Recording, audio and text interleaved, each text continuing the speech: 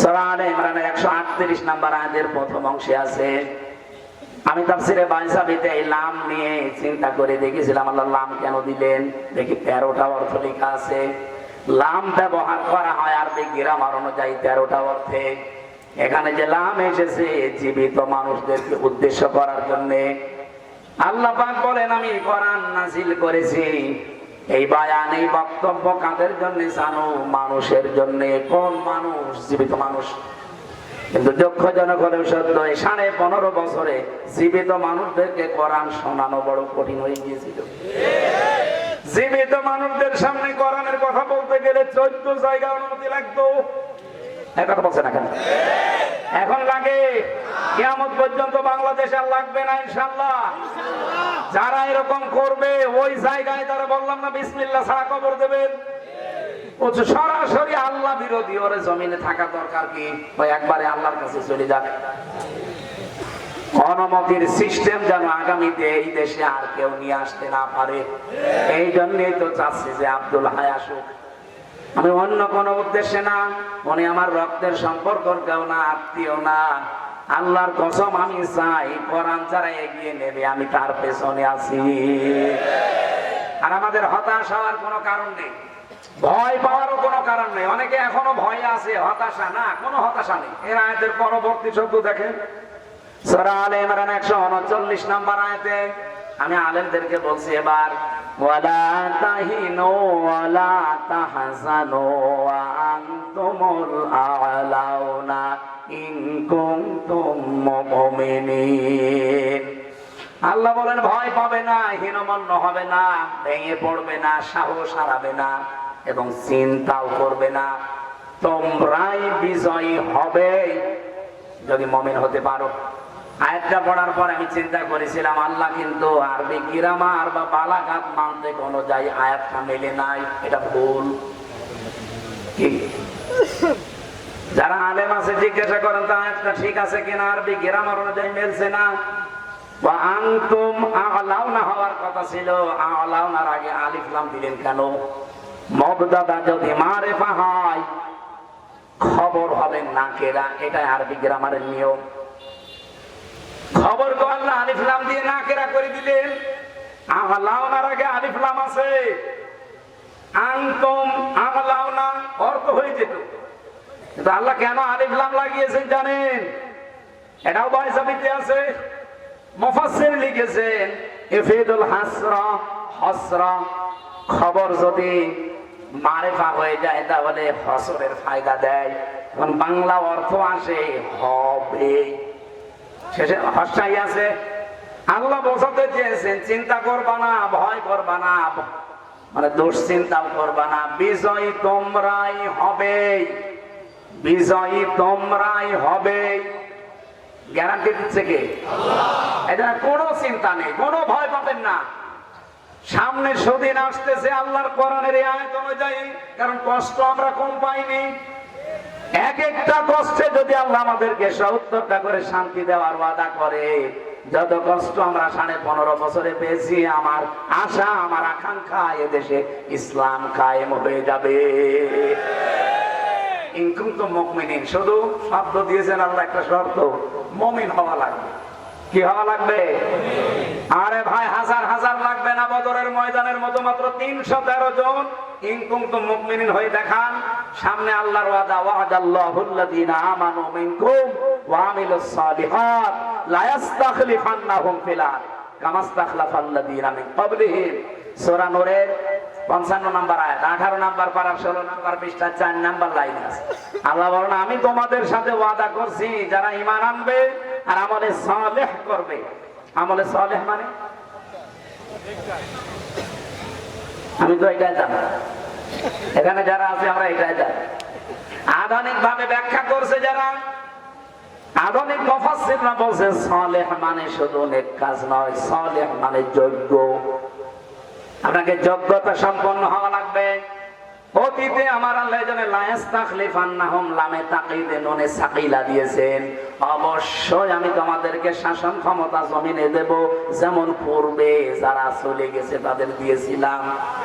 এই গ্যারান্টি কার? আল্লাহ। কি বললেন? শর্ত দুইটা, যদি ঈমান আনতে পারো আর আমলে সালেহা করতে পারো। এই বাংলাদেশে সামনে আল্লাহ সিয়ারে আয়াত অনুযায়ী তাদেরকেই দেবে যারা সত্যিকারের ঈমানদার এবং ঈমান অনুযায়ী যারা আমলে সালেহ যোগ্য হয়ে গড়ে উঠবে। আর আমার এই ছোট মাথা দিয়ে, এই দুইটা চোখ দিয়ে বাংলাদেশ সহ কোন জায়গাতে আমার বাদ নেই দেখতেছি। এই দেশে আমার যতটুকু অবজারভেশন, যতটুকু আমি চিন্তাশীল, আমি চিন্তা ভাবনা করে মিলিয়েছি।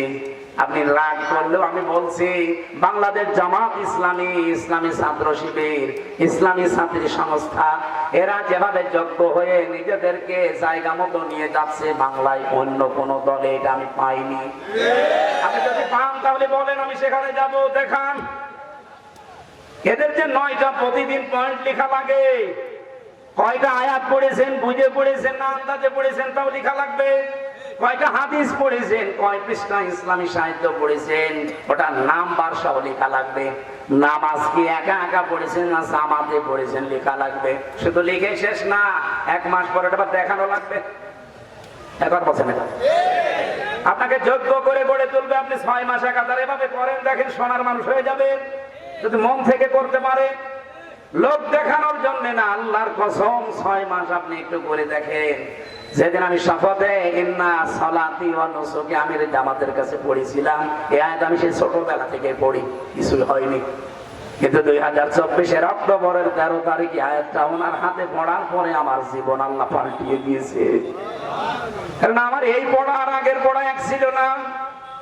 قل إن صلاتي ونسكي ومحياي ومماتي لله رب العالمين। এইটা পড়ে আপনাকে শপথ দেয় না, এসে লাগে এইসব বলেন বলেন। সারা বাংলাদেশের 1 ইঞ্চি জায়গা দেখান সেখানে এই দাওয়াতি পৌঁছায় না, প্রত্যেক জায়গায় পৌঁছাচ্ছে। এখন দাওয়াতি মিশনও চলছে অলরেডি। এরপরেও যদি কেউ সত্যের এই দাওয়াতে আহ্বানে সাড়া না দিয়ে অন্ধের মতো আচরণ করেন, আমার মনে হয় আজরাইল আসার আগে আপনি আর ভালো হবেন না। আরে ভাই, আমি আপনার শত্রু না, কসম আল্লাহর কোরআন আমার সামনে, আমি আপনাকে বাঁচাতে চাই। আল্লাহর ওয়াদা ছিল ঈমান আনার পরে আপনাকে যোগ্য হওয়া লাগবে। সালেহ মানে আমরা বুঝি নামাজ পড়া, রোজা রাখা, ঘন্টা দিয়ে থাকায়। কে বলেছে আপনাকে? সালেহ আমি আধুনিক অর্থ হচ্ছে যোগ্যতা সম্পন্ন হওয়া লাগবে। যে যেখানে আছেন ওই জায়গায় আপনাকে যোগ্য হওয়া লাগবে এবং সৎ হওয়া লাগবে। আর আমরা সৎ মানুষ যে পেয়েছি, যোগ্য মানুষ পেয়েছি, তার বাস্তব উদাহরণ মাওলানা মতিউর রহমান নিশান। মন্ত্রীর মন্ত্রণালয় চালিয়েছে, এরপরে 36 টাকা বেঁচে ছিল, ফেরত দিয়েছে। এর চাইতে আবার কি দেখানো যায় আপনাকে? বলেন আপনি মানুষই খুঁজে পান না যে ভালো মানুষ কারা। একটা মানুষ দেখান তো বাংলাদেশে যে দায়িত্ব পালন করার পরে 36 টাকা ফেরত দেয়। একটা মেম্বারও ফেরত দেবে না, সে একজন মন্ত্রী। বাংলাদেশে অলরেডি আমরা প্রমাণ করে ফেলেছি, একটাই দল আছে যার নেতা কর্মীরা একেবারে 100% স্বচ্ছ, বিশেষ করে অর্থনৈতিক জীবনে। এর যাতে যদি 1 চুল বেশি ভালো মানুষ পান, আপনি আমাকে বলেন, আমি সেখানে যাব। বহু দাড়িওয়ালা মানুষ দেখেছি, মসজিদের ক্যাশিয়ার হয় 2 বছরের ধর্মী। হ্যাঁ, আমি দেখেছি। কি গো, মনে হচ্ছে জিবরাইল কিছু দিয়ে গেছে। বড় বড় দাড়ি, অথচ মসজিদে টাকা মারার জোক। এ নাড়ুয়া এলাকায় মনে হয়নি। এত কিছুর প্রমাণ থাকার পরেও যদি আপনি বলেন যে না আমি আরো দেখবো, কি দেখবেন আপনি? দেখা সব শেষ। বাবা চালিয়েছে, মানুষ দুর্ভিক্ষে মারা গেছে 74 সালে, জিজ্ঞাসা করে দেখেন। আমি সেদিন একজনের কাছে শুনলাম প্রায় 4 লাখের উপরে মানুষ মারা গেছে দুর্ভিক্ষে বাবার সময়। স্বামী চালিয়েছিল, কাঙ্ক্ষিত মানে শান্তি দিতে পারে না। চাচা চালিয়েছে 9 বছর 10 বছর জেল খেটেছে। বুবু চালিয়েছে, আপা চালিয়েছে, আবার বুবু এসেছে, সব দেখা শেষ। সামনে কোরআনের বাংলাদেশ। এটা দেখতে চান না? একটা বড় জন্য মনের ভেতরে একটু আকাঙ্ক্ষা আসে না যে দেখি না কেমন হয়? গোবিন্দ পরামানিক পর্যন্ত বলছে যে কোরআনের হাতে দেশটা দিলে আমরা সবচেয়ে বেশি নিরাপদে থাকবো। গোবিন্দ পরামানিকের মতো একটা হিন্দু, সে যদি এই কথা বলতে পারে, বিশ্বাস করতে পারে কোরআনের উপরে, এই দেশের অন্তত ইসলামপন্থীদের উপর, আপনার কি হয়েছে? দল মত সব ভুলে যাবে। এবার একটাই জিনিস দেখতে বাকি আছে, এটা দিয়ে আমরা দেশ চালাবো। আমি গ্যারান্টি গ্যারান্টি দিলাম এখানে 73টা ধারা আছে। সূরা ফুরকান 77টা আয়াত আছে, 73টা ধারা। এই ধারা দিয়ে যদি বাংলাদেশের সংবিধান বানানো হয়, যেহেতু সংস্কার চলছে এই জন্য বলছি, সবই সংস্কার চলছে, আমরা চাই দায়িত্বে যারা আছেন খুব তাড়াতাড়ি এই সূরা ফুরকানের এই 77 আয়াতের 73টা আয়াত সংসদ সংবিধানে আপনি সংযোজন করে দিন। সবই যখন সংস্কার করছেন এটা করেন না কেন? 5 বছরও লাগবে না, 5 দিনে 73টা ধারায় বাংলাদেশ মিনি জান্নাত হয়ে যাবে ইনশাআল্লাহ। একটা ধারা এখনো পর্যন্ত আসে না, জান্নাত হবে কি করে? এই জন্যই তো এখন অনেকে মাথা ছাড়া দেয়, এদিক ওদিকে উকি ঝুঁকি মারে। এটা কায়েম করে দেন, বিশেষ করে 68 নম্বর আয়াতটা। এই 3টা বিধান আছে আয়াতের ভেতরে। আমার মনে হয় এই 3টা যদি রাষ্ট্রীয় ভাবে কায়েম হয়, এই দেশে আর কেউ এই যে মানুষ হত্যা করছে যেভাবে, কিচ্ছু হবে না, সব বন্ধ হয়ে যাবে। এটা দ্বারা শিরিক বন্ধ হবে বাংলাদেশে, মাজার পূজা, এই পীর পূজা, আরে কবর পূজা। এইটার দ্বারা দেশে অন্যায় হত্যা বন্ধ হবে। 3 নম্বরে যেটা চলছে এটাও বন্ধ হবে। আল্লাহ এই 3টা পাপ যারা দুনিয়ায় করে তাদের বলেছেন ডবল শাস্তি দেব।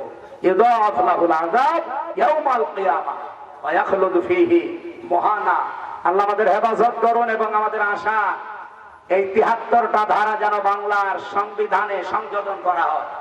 এটা শুধু আমার একা দাবি না, আপনি এখানে জিজ্ঞাসা করে দেখেন, 100 জনের 100 জন মানুষ বলবে আমরা এই ধারাগুলো চাই। আপনারা চান না? এটা রেকর্ড হয়ে যেন পর্যন্ত চলে যায়।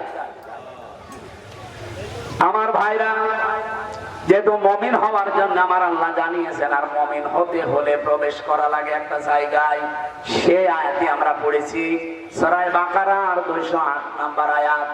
উসুলে তাফসীরের মূল নীতি আছে, আমি তাফসীরে বাইসাবিতে পড়েছি 15টা। একটা করে বলতে গেলে আমরা 11টা পর্যন্ত কথা বলতে চাই। আপনারা রাত গভীর করলে আমরা পারবো, কিন্তু আমার সামনে আবার তাহাজ্জুদের নামাজ, ফজরের নামাজ, কর্মজীবন। এই জন্য আমি ঘোষণাও দিয়েছি এর আগে যে আমরা আগামীতে অনুষ্ঠান যদি দেশে থাকি তাহলে আল্লামা সাইদি সাহেবের মতো করবো। রাত 10টা, 10:30টায় মাহফিল শেষ হয়ে যাবে। ওই যে রাত 12টা, 1টা, 2টা পর্যন্ত শেষে আমিও নামাজ পড়তে পারেন আপনার কারণ। সেদিন আমার সাতক্ষীরায় নামিয়েছে রাত 2টায়।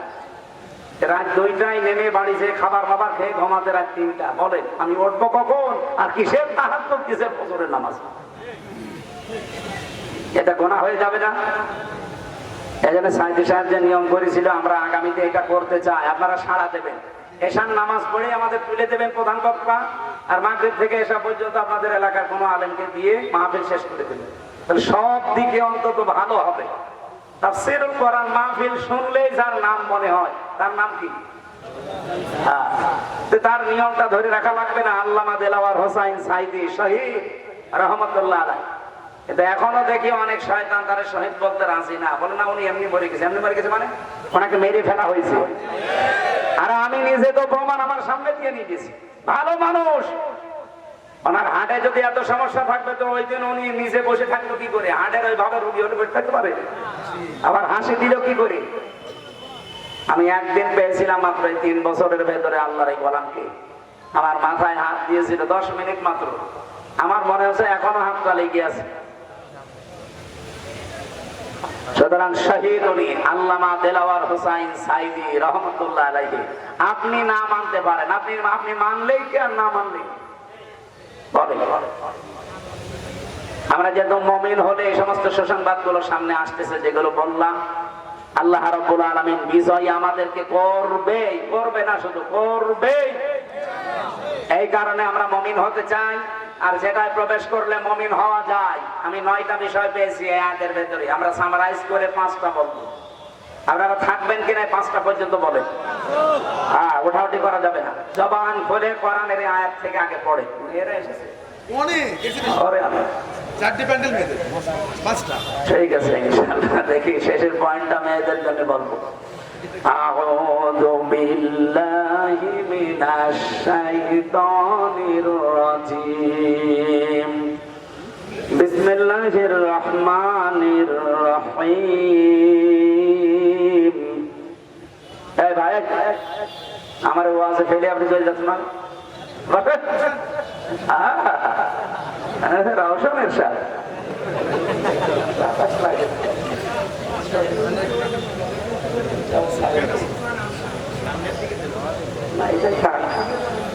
এটাই হবে, এটাই হবে। ফ্যান গুলো হয়ে গেছে সে রওশনের সাথের মতো, জীবন জগৎ সব শেষ।